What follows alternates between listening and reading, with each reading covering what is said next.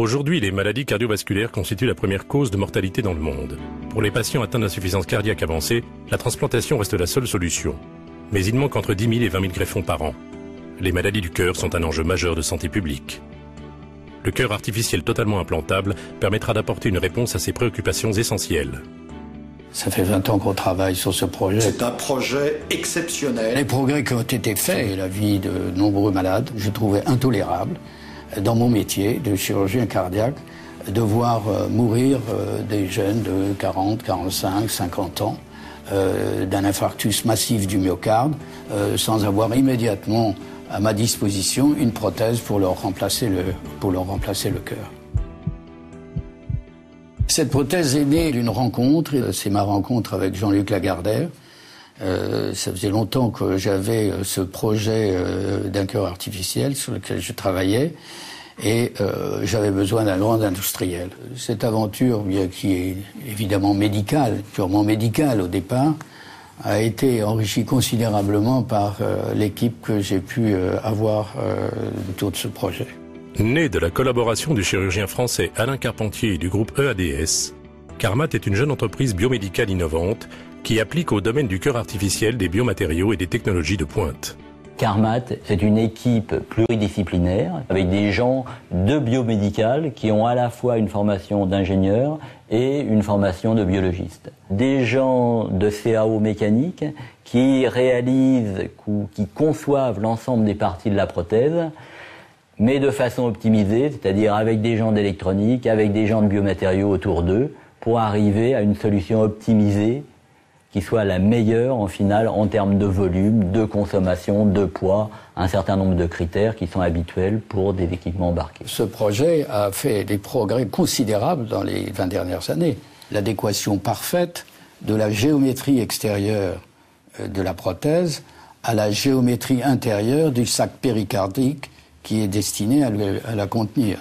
Ça a permis d'aboutir à la résultante qui est absolument nécessaire, qui est la miniaturisation du système embarqué parce que tout est embarqué. J'ai pris comme modèle le cœur humain et j'ai essayé de reproduire, par des algorithmes un peu compliqués, la contraction cardiaque. Et le premier choix technologique, c'était de dire on va avoir 2 ventricules comme chez l'homme normal.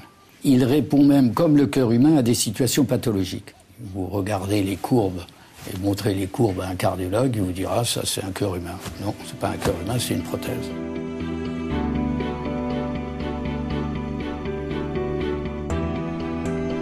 On va essentiellement se fonder sur des simulations. Par exemple, ce cadre hémodynamique qui reproduit le réseau vasculaire humain.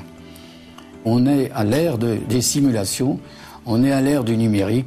Les essais préliminaires effectués chez l'animal et dans les laboratoires de ADS ont éveillé l'intérêt de la communauté médicale et des autorités de santé. Aujourd'hui, la prothèse Carmat est brevetée. Son prototype en est au stade des essais précliniques et devrait aboutir au cœur artificiel le plus en pointe au niveau mondial.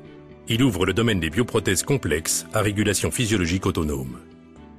Tout ce qui est l'expérience du professeur Carpentier sur les valves cardiaques a été repris dans notre système. L'expérience des prothèses vasculaires a également été intégrée dans notre prothèse. Pour améliorer l'hémocompatibilité de la prothèse Carmat, le professeur Carpentier a choisi un revêtement microporeux pour toutes les surfaces de la prothèse en contact avec le sang. Carmat a donc mis au point et breveté un grand nombre de procédés, dont cette membrane hybride qui est à la fois étanche et hémocompatible. Aujourd'hui, la prochaine étape clé du développement de la prothèse Carmat sera l'implantation chez l'homme. Dans 2 à 3 ans, le prototype de Carmat sera évalué initialement chez des malades ne pouvant bénéficier d'autres thérapeutiques et au pronostic vital engagé. Puis, en fonction des résultats de ces essais cliniques initiaux, il sera évalué chez des patients de meilleur pronostic. Les personnes atteintes de maladies cardiovasculaires pourront ainsi être aidées et voir leur vie prolongée grâce à cette innovation technologique. L'équipe est en place, les chercheurs motivés et attentifs, les partenaires mobilisés.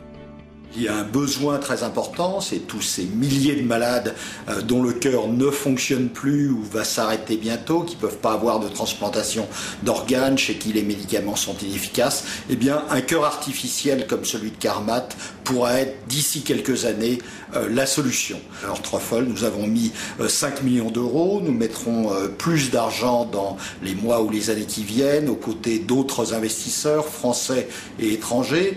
Le soutien d'Oseo s'est révélé particulièrement fort pour cette très belle entreprise et nous sommes optimistes. Ce défi technologique qui existait, nous l'avons remporté. Le cœur artificiel est certainement le premier organe artificiel qui peut être réalisé en utilisant les technologies qui sont désormais prêtes. J'appelle ça un outil, une prothèse, mais pour l'être humain.